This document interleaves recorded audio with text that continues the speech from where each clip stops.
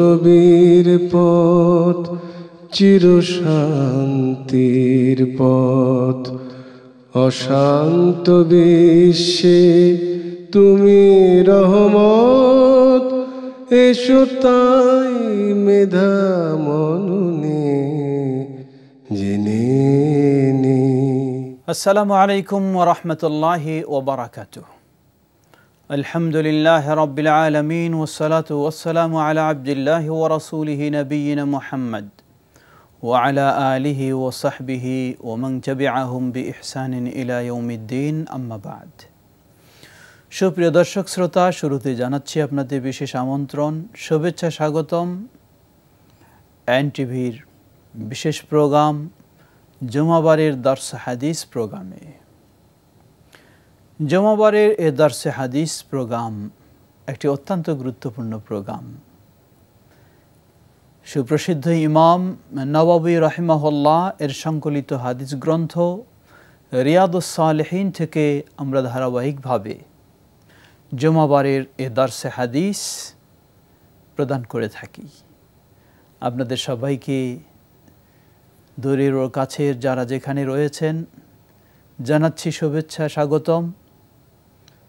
মানুষের জীবন আলোকিত করতে হলে প্রিয় নবী মুহাম্মদ সাল্লাল্লাহু আলাইহি ওয়াসাল্লামের ওপর নাজিল হওয়া আল কোরআনুল কারীম এবং তার হাদিস, এ দুটোর আলোকিত করা ছাড়া বাস্তবে সম্ভব নয়।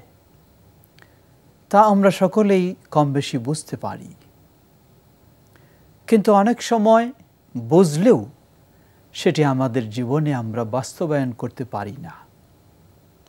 সুপ্রিয় দর্শক শ্রোতা, আসলে মানুষের জীবনটা খুব দীর্ঘ নয়, সামান্য কয়েকদিনের জীবন। কিভাবে জীবনটা শুরু হয়, শৈশব জীবন, যৌবন জীবন শেষ হয়ে গেলে কর্মজীবনে প্রবেশ করতে না করতেই দেখা যায় বেঁচে থাকলে অবসর জীবন চলে এসেছে, আর না হলে তো পৃথিবী থেকেই অবসর নিয়ে নিতে হয়।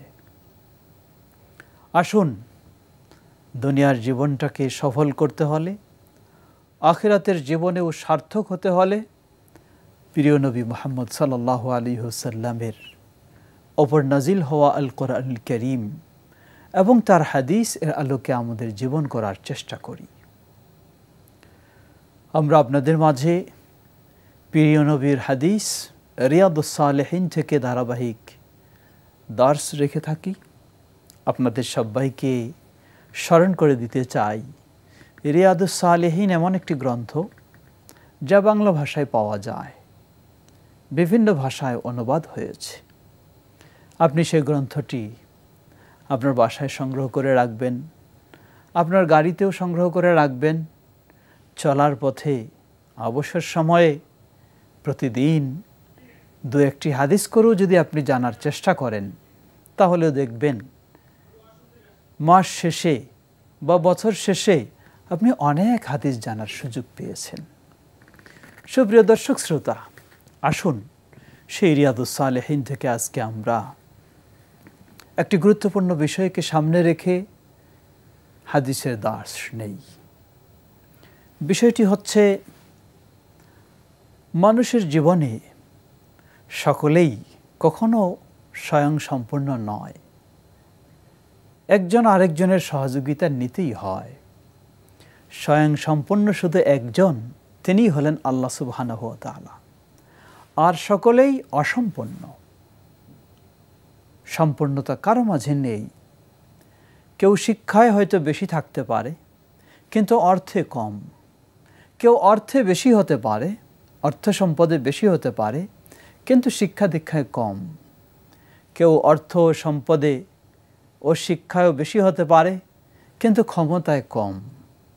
এক একজনের এক এক দিক দুর্বলতা বা ঘাটতি বা কমতি রয়েছেই। সেই ক্ষেত্রে প্রয়োজনীয় বিষয় অপরজনের, আল্লাহ যাকে দিয়েছেন তার কাছ থেকে সহযোগিতা নিতে হয়। সহযোগিতা হতে পারে অর্থনৈতিক বিষয়ে, হতে পারে ক্ষমতার বিষয়ে, হতে পারে শিক্ষার বিষয়ে, হতে পারে চিকিৎসার বিষয়ে, হতে পারে নানান বিষয়ে। কিন্তু কেউ কাউকে এই সহযোগিতা দিলে মানুষের একটা স্বভাব, আমি আপনাকে সহযোগিতা দিয়েছি বা কিছু অনুদান দিয়েছি, কিছু উপহার দিয়েছি, সুযোগ মতো আমি খটা দিয়ে বসি, কষ্ট দিয়ে বসি। আসলে এমন কাজটি ইসলামে খুব জঘন্য কাজ বলে বলা হয়েছে।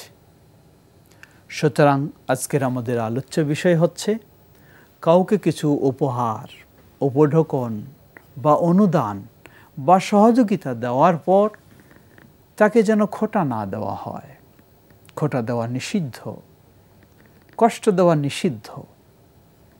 এ মর্মে আমরা একটি হাদিস শুনব এবং কিছু আলোচনা শুনব। সুপ্রসিদ্ধ হাদিস,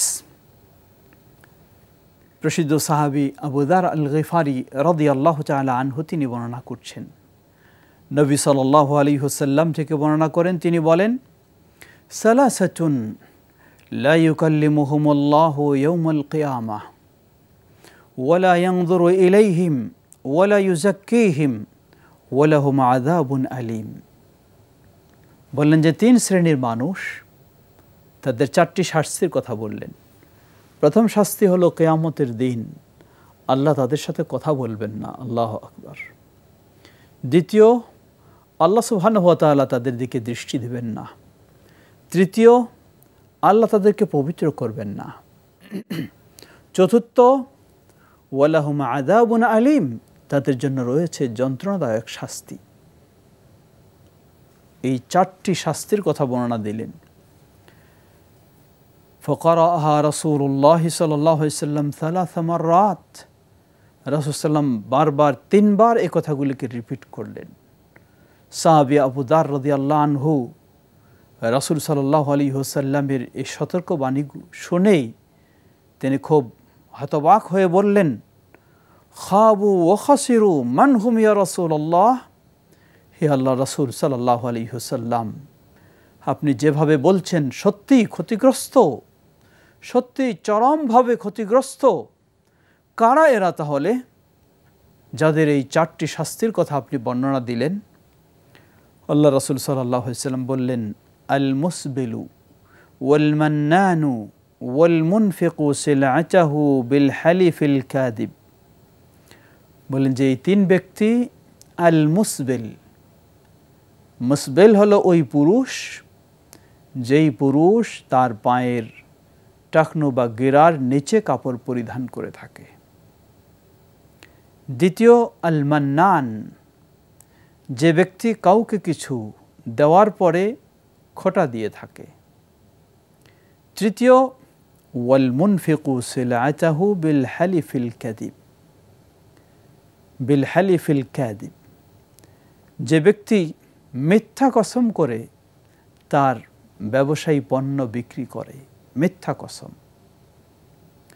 সুপ্রিয় দর্শক শ্রোতা, বিষয়টি অত্যন্ত ভয়াবহ বিষয়। এই বিষয়গুলিকে অনেক সময় আমরা খুব তুচ্ছ মনে করে থাকি, কিন্তু বিষয়টি অত্যন্ত ভয়াবহ। প্রথম বিষয় হলো ওই ব্যক্তি আল মুসবিল। মুসবিল হলো, এ মর্মে বিস্তারিতভাবে অনেক হাদিস এসেছে। আল্লাহ রাসূল সাল্লাল্লাহু আলাইহি ওয়াসাল্লাম বলেন, যে ব্যক্তি অহংকার, গর্ব, দাম্ভিকতা বশত গিরার নিচে কাপড় পরে থাকে, তার জন্য এই শাস্তিগুলি, 4টি শাস্তি তার কথা বলা হয়েছে। কেউ হয়তো বলবেন যে আমি তো আমার কাপড় গিরার নিচে পরি ঠিকই, কিন্তু এটি অহংকার বশত নয়। আসলেই অহংকার বশত নয় যদি এটা কেউ বলেও থাকে। অন্য আরেক হাদিস, সেটিও সহিহুল বুখারীর হাদিস, আল্লাহ রাসূল সাল্লাল্লাহু আলাইহি ওয়াসাল্লাম বলেন, মা আসফালা মিনাল কা'বাইনি ফাফিন্নার, আও কামা ক্বালা নবী সাল্লাল্লাহু আলাইহি ওয়াসাল্লাম। যা গিরার নিচে পড়ে যাবে সেটাই জাহান্নামে যাবে, যা গিরার নিচে চলে যাবে সেটাই জাহান্নামে। এটি পুরুষদের জন্য শুধু। কোনো পুরুষ হতে পারে তিনি প্যান্ট পরেছেন, পায়জামা পরেছেন, লুঙ্গি পরেছেন বা উপরের বড় জামা পরেছেন, সবটাই যদি তার উপরের পরিধেয় বস্ত্র সেটি পায়ের গিরার নিচে চলে যায় তাহলে এটি সম্পূর্ণ হারাম। কেউ বিভিন্নভাবে বলতে পারেন, আমরা বলছি ইসলামের বিষয়। আপনি যদি মুসলিম হন, আল্লাহকে ভয় করেন, কোরআন এবং সুন্নাহ মানেন, তাহলে আপনাকে এই বিষয়টি মেনে নিতে হবে। বিষয়টি খুব কঠিন বিষয় নয়। লক্ষ্য করুন, আমাদের সমাজে নতুন প্রজন্ম এখন কি পোশাক পরে? তারা এখন পোশাক পরছে হাফ প্যান্ট পরেই ওপেন তারা চলাফেরা করছে। তাহলে আপনি আপনার প্যান্ট বা পায়জামা সেটা টাকনুর গিরার উপরে পরবেন, এটি তো কোনো লজ্জার বিষয় নয়, বরং এটি হচ্ছে বিভিন্ন দিক থেকে লক্ষ্য করলে, যেহেতু সেই প্রসঙ্গ আমাদের আলোচ্য বিষয় নয় তাই দীর্ঘ কথা বলতে পারছি না, চিকিৎসা শাস্ত্রেও সেটি উপকারী বিষয়, সব দিক থেকেই সেটি কল্যাণকর বিষয়। অতএব আমরা এই হাদিস থেকে শিক্ষা নেব, কোনো মুসলিম পুরুষ যেন তার পায়ের গিরা টাকনুর নিচে যেন আমরা কাপড় না পরি, সেটি অবশ্যই বর্জন করব। আল্লাহ তৌফিক দান করুন। দ্বিতীয় যেটি বিষয়, যা মূলত এখানে আমাদের আজকে দার্সের মূল বিষয়, তা হলো আল মান্নান। মান্নান হচ্ছে কাউকে কিছু দেওয়ার পর খোঁটা দেওয়া। দেওয়াটা বিভিন্ন হতে পারে। একজন আপনার প্রতিবেশী দরিদ্র মানুষ বিপদগ্রস্ত হয়েছে, চিকিৎসার সাহায্য আপনার কাছে চাচ্ছে, দিলেন। সুযোগ মতো আপনি তাকে আপনার কোনো কিছু করে দিতে না পারলে আপনি তাকে খোঁটা দিলেন। সময় মতো তো আমার কাছে ঠিকই আসো, ঠিকই চাও, ঠিকই নাও, আর এখন তোমাকে পাওয়া যায় না, এটি চরম অন্যায় কাজ। অথবা একজন দরিদ্র ফকির মিসকিনকে কিছু ভিক্ষা দিলেন, তাকেও আপনি এ খোঁটা দিতে পারবেন না। অথবা আপনার একজন বন্ধুকে কিছু গিফট করলেন, উপহার দিলেন, আপনার সুযোগ মতো সে যদি সহযোগিতা নাও দিতে পারে তবু আপনি তাকে কিছু বলতে পারবেন না।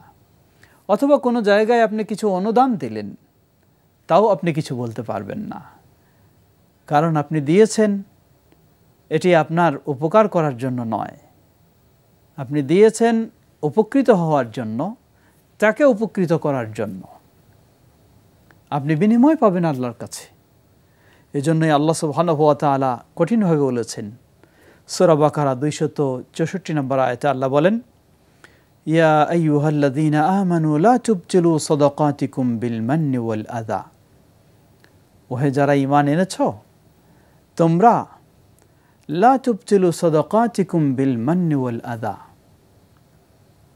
তোমরা তোমাদের দান সাদাকাগুলিকে, ভালো কাজগুলিকে এই খোঁটা দেওয়ার মাধ্যমে এবং কষ্ট দেওয়ার মাধ্যমে সেগুলিকে বরবাদ করে দিও না, নষ্ট করে দিও না। লক্ষ লক্ষ টাকা আপনি ব্যয় করলেন, দান করলেন, অনুদান দিলেন, কোনো প্রতিষ্ঠানে হোক, কোনো ব্যক্তিকে হোক, কোনো পরিবারকে হোক, কিন্তু যদি খোঁটা দিয়ে থাকেন, ইসলামের দৃষ্টিকোণ থেকে আপনি সেখানে কোনোই প্রতিদান আল্লাহর কাছে পাবেন না। বিষয়টি অত্যন্ত ভয়াবহ। সুপ্রিয় দর্শক শ্রোতা, অতএব আমরা মনে রাখব, সন্তুষ্টি অর্জন আল্লাহর, প্রতিদান পাবো আল্লাহর কাছে। এখানে আরেকটি বিষয়ে প্রসঙ্গক্রমে স্মরণ করে দিতে চাই। এগুলি বলা হচ্ছে সাধারণ অনুদান, সাধারণ দান, সাধারণ উপঢৌকন, সেগুলির ক্ষেত্রে। আমরা অনেক সময় যাকাত প্রদানের সময়ও বলে থাকি, আপনি যাকাতের কাপড় বিতরণ করছেন, যাকাতে খাদ্য বিতরণ করছেন, সেই সময় যাদের মাঝে বিতরণ করলেন তাদেরকে যদি কোনো প্রয়োজনে না পান, সে সময় আমরা বলে থাকি, তোমাকে যাকাতের সম্পদ এত এত দিলাম তোমাদেরকে, কিন্তু তোমাদেরকে কোনো কাজে সময়ে পাশে পেলাম না। এটি চরম অন্যায়। লক্ষ্য করুন, সাধারণ দান এক্ষেত্রে যদি খোঁটা দেওয়া বৈধ না হয়, অনুমতি না থাকে, তাহলে যাকাত তো আপনাকে দিতে হবে নিঃশর্তে। কোনো সহযোগিতা পাবেন এই মর্মে যাকাত দিলে সেটি যাকাতেই হবে না, নিঃশর্তে আরেকজনকে আপনার এই সম্পদের মালিক করে দেওয়া, এটি হচ্ছে যাকাত। সুতরাং যাকাত দেওয়ার ক্ষেত্রে কোনো সুযোগই নেই তাকে কিছু বলার, বললে সেটি সম্পূর্ণ যাকাতও বাতিল বলে গণ্য হবে। আল্লাহ সুবহানাহু ওয়া তাআলা খুব কঠিনভাবে নিষেধাজ্ঞা দিয়েছেন এবং হাদিসেও আল্লাহ রাসূল সাল্লাল্লাহু আলাইহি ওয়াসাল্লাম কঠিনভাবে বললেন। অতএব যত রকমের অনুদান, সহযোগিতা, সব বিষয়ের ক্ষেত্রে আমাদেরকে মনে রাখতে হবে কোনো কিছু বলার সুযোগ নেই। তবে হ্যাঁ, ইসলাম উদ্বুদ্ধ করেছে আপনি কারোর প্রতি অবদান রাখলে, উপকার করলে ইসলাম নির্দেশ দিয়েছে সেও যেন আপনার প্রতি অবদান রাখে, আপনার প্রতি সেও যেন উপকার করার চেষ্টা করে। আল্লাহ রাসূল সাল্লাল্লাহু আলাইহি ওয়াসাল্লাম বলেন, তোমাদেরকে কেউ কিছু দিয়ে থাকলে মান সানাআ লাকুম মা'রুফা ফাকাফিউহ, তোমাদের জন্য কেউ কোনো ভালো কাজ করে দিলে, সেটি কোনো দান হোক, আর্থিক সহযোগিতা হোক, বা কোনোখানে সুপারিশ করে হোক, বা যা কিছু দিয়ে উপকার করে থাকলে ফাকাফিউহ, তোমরা তাকে কিছু এর বিনিময় দেওয়ার চেষ্টা করো। এর বিনিময় অর্থ তাকেও সেই ধরনের কিছু উপকৃত করার চেষ্টা করো যদি সামর্থ্য থেকে থাকে। যদি তাকে উপকৃত করার মতো কোনো সামর্থ্য না থাকে, আল্লাহ রাসূল সাল্লাল্লাহু আলাইহি ওয়াসাল্লাম বলেন কমপক্ষে তাহলে তার জন্য দোয়া করো, যাতে তুমি নিজেও অনুভব করতে পারো যে না, আমি তাকে কিছু দিতে না পারলেও তার জন্য আমি দোয়া করেছি, এবং সেও যেন উপকৃত হয়। এটি ইসলামের নির্দেশ। কিন্তু কোনোভাবেই সুযোগ নেই, যদি আপনাকে কোনো বিনিময় নাও দিয়ে থাকে, কোনো উপকার নাও করে থাকে, আপনার কোনো বলার সুযোগ নেই। বললেই আপনার এই অবদান বাতিল বলে গণ্য হবে। আল্লাহ আমাদেরকে বিষয়টি ভালোভাবে উপলব্ধি করে সেই অনুযায়ী আমাদের কাজ করার তৌফিক দান করুন। সুপ্রিয় দর্শক শ্রোতা, তৃতীয় বিষয় বা তৃতীয় ব্যক্তি, ওয়াল মুনফিকু সিলআতাহু বিল হালিফিল কাযিব, এমন ব্যবসায়ী যিনি তার পণ্য বিক্রয় করেন মিথ্যা কসমের মাধ্যমে। এই বিষয়টি যেন অত্যন্ত গুরুত্বপূর্ণ বিষয়। খুব কম ব্যবসায়ী পাওয়া যাবে যারা মিথ্যা কসম করেন না। ব্যবসায়ী পণ্য নিয়ে আসা হয় চায়না থেকে, স্টিকার লাগাই দেওয়া হয় জাপানের, অথবা দেশি দ্রব্য বিদেশি স্টিকার লাগাই দিয়ে থাকি। সব এগুলি মিথ্যার আশ্রয় নেওয়া, মিথ্যার আশ্রয় নেওয়া। অনুরূপভাবে মিথ্যা কসম, আপনি বেশি দাম পাওয়ার জন্য কসম করে বলছেন যে আল্লাহর কসম করে বলছি যে এটা আমার এই দামে কেনা, যাতে ক্রেতা এর চেয়ে বেশি দাম দিয়ে আপনার কাছে কেনে। সেখানেও আপনি মিথ্যা কসম করলেন। লা হাওলা ওয়ালা কুওয়াতা ইল্লা বিল্লাহ। এই মিথ্যা কসম করে কোনো পণ্য বিক্রি করা তার দুটো দিক। প্রথম দিক, আল্লাহ রাসূল সাল্লাল্লাহু আলাইহি ওয়াসাল্লাম অন্য হাদিসে বলেছেন যে সে ব্যক্তি কোনো লাভবান হতে পারবে না। নগদ আপনি দেখতেছেন আপনার অনেক লাভ হচ্ছে, প্রকৃতপক্ষে আপনি লাভবান হতে পারবেন না। আরেক দিকে দেখবেন যে এটি সব চলে গেছে, এটি সব চলে গেছে। আপনি মিথ্যা কসম করে মিথ্যা কথা বলে অনেক লাভ করলেন, দেখা যাবে আপনার পরিবারের একজনের কিডনি শেষ হয়ে গেলে ওই সব লাভগুলি দিয়েও ওই লোককে সুস্থ করা, ধরে রাখা সম্ভব নয়। আল্লাহু আকবার। এখন অহরহ ঘটছে আমাদের, হার্ট অ্যাটাক হচ্ছে, কত রকমের স্ট্রোক হচ্ছে, বলার অপেক্ষা রাখে না। একদিকে আপনি মিথ্যার আশ্রয় নিয়ে আয় করবেন, আর এগুলি দ্রুত ব্যয় হয়ে যাওয়া কোনোই ব্যাপার নয়।